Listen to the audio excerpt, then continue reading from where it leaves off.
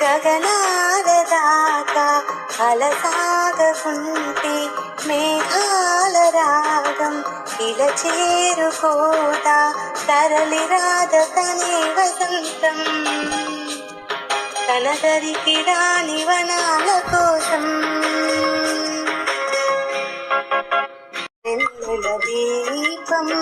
కొందరిదా అడవిని సైతం వెలుగు కదా ఎల్లలు లేని చల్లని గాలి అందరి కోసం అందును కాదా ప్రతి మదిని లేపే ప్రభాత రాగం పదే పదే చూపి ప్రధాన మార్గం ఏది సొంతం కోసం కాదను సందేశం పంచే గుణమే పోతే ప్రపంచమే శూన్యం ఇది తెలియని